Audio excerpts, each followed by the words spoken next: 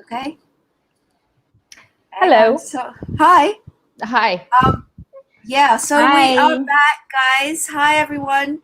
And today we're here with Bhuvi, and Sachin's in the background. He's having a little bit of trouble with the internet, and he will join us when he can. So I'm just checking to make sure we're online. I can't really see it. Hang on. Okay, we are. All right. So hi, everyone. So introducing Bhuvi from Solace Art Therapy, who will be joining us today to talk about, coming out of the circuit breaker, and also, giving us some insight into her experience of what it's been like in the last 2 months going into lockdown and all that. So hi, Bhuvi. Thank you for joining Hi. us. Hi, Rachel. Thank you so much Hi. for Hi, Bhuvi. having. Hi, Huma. Thank you so much for having me on this platform. I really appreciate this opportunity. And hi to all viewers who are coming in. I just want to thank you for the question. I'm just going to share how it was. Okay. Before we even went into the circuit breaker, I believe we all were very comfortable in our own routine, whatever we were doing. We were engaged in our own worlds, and we were like busy with that. And then when the circuit breaker hit, that's when I really felt like, oh my God, okay, so what's happening? Can we practice or not? What are the rules? So we were like, I was really desperate to search for, because I'm working at Solace Art Psychotherapy. It's actually a self-employed, so I have to check out regulations to whether we can practice or not on my own. So being running my own private practice, I think it was quite difficult for me at the beginning. It was actually very stressful, to be honest. I was having migraine and so on, and I was really struggling with trying to keep up with the news, trying to understand what's going on, at the same time updating my clients. Okay, guys, just give us a while, let me see what I can do. And at that moment, honestly, I felt that I didn't have the support that I needed, and I was really struggling. And I believe many of you would have also felt the same way. It was really a struggle on our own, on how, oh my God, what are we going to do next and stuff. So the first time when I applied for exemption, got rejected, and I was like, oh, Yeah. how come we are rejected? How is that possible? We are important. We are doing Mm. important work here. So we felt really. I was very stressed, and I was like, and my clients were like, oh, how can that be? How can we go online? They were all panicking together with us. But eventually, when we tried again, we applied second time exemption, and we still got rejected because Oh, okay. second round when they said allied health, we all my friends and clients were like, hey, we are under allied health, right? We must be allied Mm. health. But when we Mm. actually checked the definition, art Mm. therapist was not found in the radar. I felt Mm. we were not in it. Nobody knows, So I Yeah. felt very, oh my God, nobody knows that we are doing good work here, and we are missed out. I mean, I don't blame anyone because it's such a nationwide, actually worldwide crisis where everybody needs to try and cover as much as we can. But I felt very like, oh my God, this was struggle. Then eventually we set up a lot of ways to go online. We actually did, I sent out as many materials as possible to my clients who signed up for online session. And subsequently, we also did the setup thing, one device would be focusing on the art making, one device would be focusing on the client. So we tried all of this. Hi, Sachin. Welcome back. Welcome back. Sorry, I was just sharing about my experience in the circuit breaker. And eventually, when we did all that, I realized that you cannot cover all angles. I mean, those who have done online session, you will know that there is one more factor that we can never cover, which is the providing a safe and confidential and a private space, which is their home, wherever they are. And that is usually not really conducive for many clients. So I had to stop. And then when I eventually stopped, seeing clients. I mean, those who I saw online, I continued. And eventually, when I stopped and I had more time for myself, I was totally enjoying it. I was enjoying the break. I was so relieved. I was busy taking care, doing everything I want to do, just chill. I was loving it. Yeah. Right. It takes a while to kind of get over the initial shock of when we first went into lockdown. Yes. I Yes. experienced much of the same things that you went through, and just Mm. kind of integrating all that was happening, and then trying to figure out ways. And yeah, Yeah. It was. totally get Yeah. that. We were all Um, struggling in our own ways. Yeah. It's interesting, this kind of I mean, I think I went through pretty much a lot of the same emotions, Bhuvi, that you went through, and I think, Rachel, we can all relate to. But yesterday I was having this conversation with a friend of mine, and I said to her, I said, I feel that in some way this social distancing has also resulted in some kind of an emotional distancing as well. In the way that I find, although I do try to connect as much as I can with family and friends and all, but it's requiring a lot more effort on my part. It's almost like and I don't know if you guys can relate to this, but I feel like shutting myself sometimes into just going into a shell, Private space. into a space. So, and she used the word, she said, it's emotional distancing. And she said, I'm feeling exactly the same way. So coming out of the CB now, I'm actually struggling a little bit with this invasion. Invasion. Invasion. That's a big word. Although I want to be out of it, and mind you, it's not that I want this to continue. No, I really do want things to go back to as much of a normal as possible. But it's a strange kind of a feeling, it's a kind of an unstable state of being. For me, it was slightly different, I feel, because for me, I thought I connected more. I don't know if people can comment, whoever have experienced your version, please feel free to share. For me, I felt that I connected more with my niece, my family members. Like everybody had like a Zoom allocated time. Like Monday, I have a Zoom meeting with my niece. Tuesday, I have a Zoom meeting with my friend. I guess I kept myself busy that way. But I do understand. There was also I was felt very tired. Because of the Zoom meeting. I guess there are a lot of articles now about how Zoom meeting can take a toll on your body. So yes, I did feel tired, but I thought I connected more. That was my experience. So we all experience things in differently ways. Yes. How about you, Suchin? How does it feel coming out of it now for you? Oh, we can't hear you, Suchin. Can't hear you, Suchin.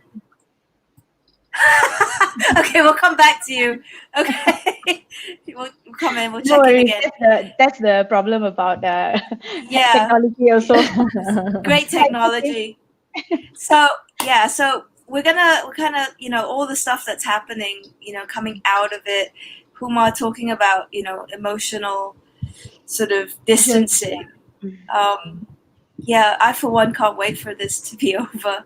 I'm ready to get back on the plane now and start traveling. Oh yes, absolutely. Definitely, I really miss traveling. Definitely. Yeah. But sorry, cutting you. But coming out of it as well, I mean, is there not that sense of what next? I mean, you don't know what to expect. You don't know where things are. So that feeling of uncertainty can be very disconcerting as well, right?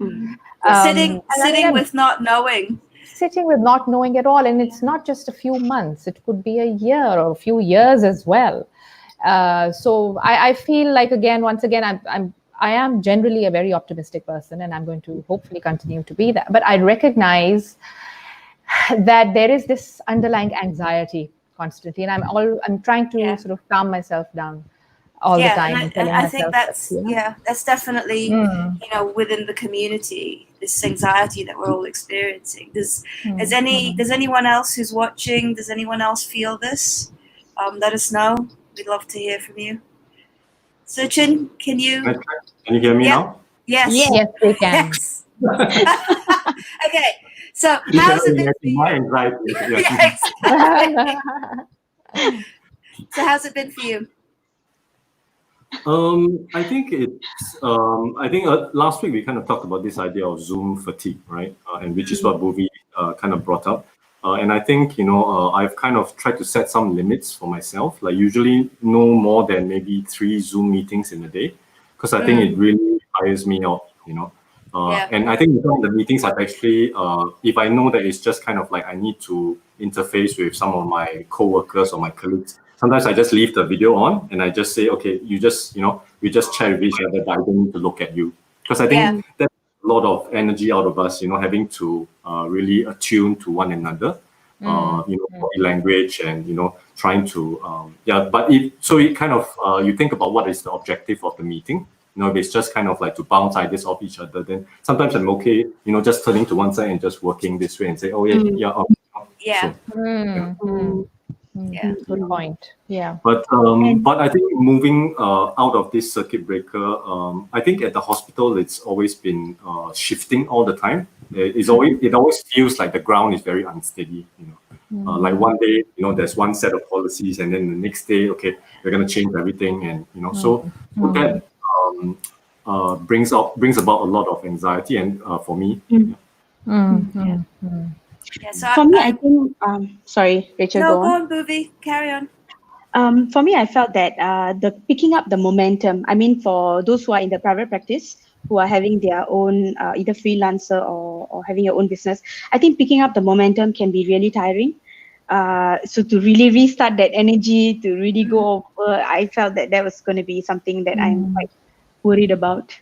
I can relate to that as well. I think just getting back into the sort of groove of things. Yes, it's going to be a struggle. So, Bhuvi, I believe you had some slides that you wanted to share. Yes, talking about exiting circuit breaker, I actually wanted to kind of share what I would like to share with all those who are watching now. So yeah, Sachin, would you be able to show? Yes, I am ready to share. Okay, screen 2. I mean, whatever I'm going to be sharing now for those who are joining me live, joining us live, is actually things that's already available on the net, but I'm just kind of wrapping things up and then bringing things together. So one thing that I want to share is that for private practice mainly, I've kind of categorized at three different categories. One is art therapists who are having their own private business, art therapists who are in the working with an organization, and within that, art therapists who are working with organization with the vulnerable population, for example, elderly and maybe children with cancer. I just populations that I can think of right now. So whoever who are from the different categories, please feel free to comment at this point and provide support for one another. But currently, I'm going to share it from the business perspective. Art therapists who are running their own freelance or business. So first, for private practice, we have to first ensure that whether our business will be able to resume, and you have to click on the link on the link is there, covidgobusiness.gov.sg, and to really ensure that they will be able to resume. So to do that, you will actually, if you notice, there's a picture there that says permitted. So you will actually receive. Actually, you can check online with your Corpass account. For those who are aware, thanks, Sachin. With Corpass account, you can actually log in to check whether your business is permitted. Once you know that your business is permitted, second, you got to declare your manpower details at the second link that's provided there within 2 weeks from 2nd June. So this is for private practice at a government level, like, whether we can resume and the declaration of manpower. This is something I wanted to share. Moving on to the next slide, what we are doing here at Solace is that we are, not just Solace, I think everywhere we have to practice this, but I'm just going to share what we are doing at our space. So of course, washing hands is a must. So the minute we walk into our office, we have to immediately, our therapy space will immediately have to wash our hands, and then we will do a temperature taking for ourselves first to ensure that we're not having any fever. Then we will check in. There's this, I don't know whether you're able to see from the picture, there's a QR code that is pasted everywhere in my therapy space, right at the front, where they have to scan. Yes, that's the point.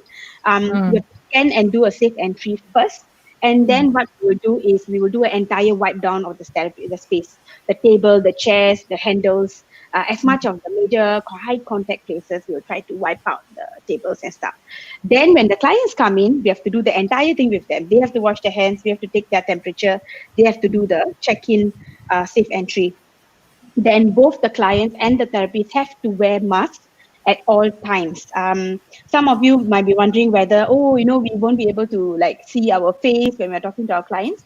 I'll come to that point later. So we have to do wipe downs each time before and after every session. And further, we have also extended the interval times. That means when there's one appointment, we have given sufficient spacing between each Yeah. appointment so that you have the therapists have the time to wipe up the entire space.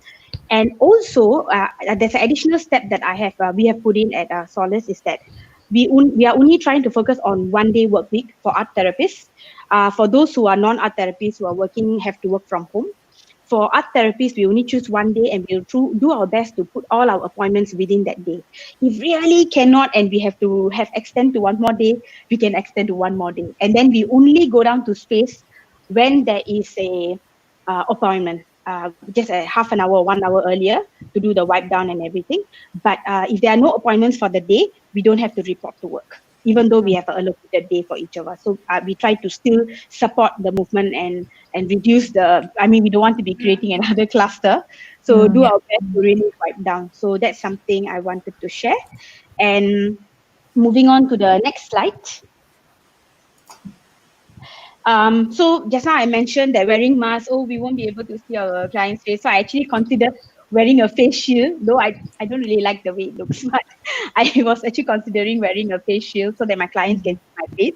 Hopefully our clients also can wear that, but realized, no, we can't, guys. Art therapists cannot practice that only if you are in, only if you're elderly, if you're teaching, and I think there are very limited number of people who can use this, and if you're seeing children below 12. So maybe artists who are working with children, I think you can afford to wear, but I'm not sure. Please double check this. This is information from CANA, so you can always read up on this article. The link is there. I think you can Google search as well on wearing face mask. But at this point, I also want to share that I've already started my session on Tuesday, on 2nd June itself. Actually, I wore the mask. My clients were wearing masks as well. And I felt that actually it's not as bad as we think, that, I can't read my client's face. I'm not sure, maybe it might differ or different from clients to clients. But so for the clients that I've seen, I think I was still able to connect. We didn't find that, oh my God, this facial mask is like so irritating. I mean, it was quite funny at one point. I just want to quick share. One of my clients tried to blow off the soft pastel, but she was going within the mask. So that was quite an hilarious moment. But apart from that, we were quite adjusted. So that's something that I want to share. And last slide, I think. Is that the last slide? The next one, Suchi? Yes. Okay. This is something that I really, really would like to share at this point. I actually made this art making yesterday, thinking about today's live session. Thank you, Rachel. Basically, I feel that how I felt during the circuit breaker is a very good reminder that, and also the fact that we are not in the radar, is also a good reminder that as a community of art therapists, we should really come together and support one another in times like this. I think this is a perfect opportunity. So I really want to thank ATAS for really bringing this opportunity, coming live and trying to connect with other art therapists in Singapore. It's very, very crucial. So I really hope that we will be able to support one another by coming together. And I think we have to be open to sharing, open to learning. And at the same time, whoever we learn from, I think it's always important to credit the source, like where we got this idea from. I think only that way we can really build a very healthy art therapy community in Singapore. I think the stronger that we become and we can really stand alone on our own, I think that would be great. And why am I sharing this now is because many people are telling me, there's going to be an influx, now that everybody is going to be needing mental health support. But honestly, if we are not in the radar, I don't think we'll be experiencing an influx as well. So the more we should, as art therapists, I mean, this is just my personal opinion. Some may not agree, but that's fine. But I think as art therapists, we should really come together, or at least individually, we have to try and advocate as much as we can to really show Singapore and everyone that we are doing great work here. And as community, we can move forward together and even a more powerful and a community together in Singapore. And just a last sharing, for the art making, I initially wanted to, I always use hands to paint. So I initially wanted to do like, star-like effect. But for some reason, I was not able to get the way I wanted it. I eventually started doing a single finger. So each of the drop was a single drag in. It really felt like I was, in color. Bhuvi, your voice Booby, your voice has gone. Hello, can you hear me? Yeah, Yeah, you're back. Yes. So sorry for the it's okay. chronological error. So when I brought in one by one, and then it felt like each color represented one of us. We all come with various background, various style of practicing, and various population group. So that's how I think I saw it as when my artwork. And yeah, I just wanted to share that. I hope it's Wow. Thank you. That's very, very heartwarming, actually. Yes. Most Thank you, Booby, welcome. for Thank you. Thank sharing, you. for sharing the slides and all the information and your Anytime. artwork. Anytime. Happy to share. Happy to help. Yeah, Thank you so much. Yeah. it's so important for us to come together and to show compassion to each other and connect. And this is one of the ways that we're trying, and it's working. We feel that it has huge potential. And at this point, I'd like to just kind of share what we're planning on doing based on, just talking about how we're connecting with the community. So we've been planning to have monthly dialogue sessions, monthly live talks, as well as monthly art making Zoom sessions. So after this talk, we'll be uploading a file where anybody within the community, whether they're ATAS members or not, can sign up to facilitate, to join us in one of our talks that will be held monthly, or to facilitate an art making session or sharing about the population that they're working with. We really want to sort of open this up to people so that we're all talking. There are so many of us in the community, and we all kind of click together, but we don't actually come together and share. And so we really want to try and open this up. And with safe distancing in place, with doing this online, it kind of makes it faster and helps us to connect because we're doing it from our homes now, Understand. or our studios. And I think it's a wonderful initiative. I really think this would be a great start. Even after circuit breaker, we should all continue with this. Yeah, absolutely. It's wonderful. So Yeah. there's a question from someone here, and they're saying, so she started by saying, it sucks to hear how you applied for exemption twice, but also rejected twice, Bhuvi. I love your artwork about coming together as an art therapist. And thank you. for art therapists practicing locally, whether in the private or public sector, how can our profession be better prepared and responsive if we have to encounter a circuit breaker again? We are small and we're young, a young profession, so we don't have that voice that SPS or other allied health professions have. Should ATs fight to be heard or ... Okay, I think Rachel, do you want to go first? I actually have a response. Oh, hang on, but I will... hang on. It said we're a small young profession, so we don't have the voice that SPS or other allied health professions have. Should art therapists fight to be heard, or just try to adapt by leaving some I didn't see that. Sorry. slides behind? Nice, informative slides, Ruby. So the thing is, with our profession and the long-standing task that the Art Therapist Association has had in trying to get us to be allied health professionals, this continues to be something that we are working on and working towards. It's an uphill battle that we have to keep pushing forward with. Leaving vulnerable clients behind is absolutely not what we want. One of the things that I have done in my private practice is I've continued to run sessions online, regardless. We've had issues with privacy in homes, and it's how do we negotiate the lesser of two evils? Do we stop therapy, leaving our clients, or do we continue and have it in a space where there are other people sort of walking around in it? At what point, Sorry, Huma, go on. No, go ahead, finish what you have to say. I'm looking at the time and I'm like, okay, we've got 5 more minutes. Okay, sorry. All right, that's all I want to say. That's it. It's just a question. We're constantly questioning, the limits to what we can do, where we can go, how we can improve. there's no one answer. There's no one correct answer to anything. Yeah. Bhuvi, would you I would like to answer add, that? yes. Yeah. Yes, I would like to add. Okay, thank you so much, Rachel, for sharing your opinion as well. And thank you so much for the question. This already is a very good start because we are questioning, we are asking, we are wanting to come together. So thank you for that first, for your participation. I think, yes, we may be small, but I think the size really doesn't matter, mainly because as long as we come together as a community, I think we can we cannot say, oh, it's not my responsibility. It's everyone's responsibility. Everyone has to come together. Everyone has to fight together. I mean, if size is a matter, then we all should come together, even bigger. So it's really about even voicing out in the first place and not just doing our own thing. Oh, cannot, then cannot. It's really sad. But we should really fight for our profession, I feel, because we are really doing great work.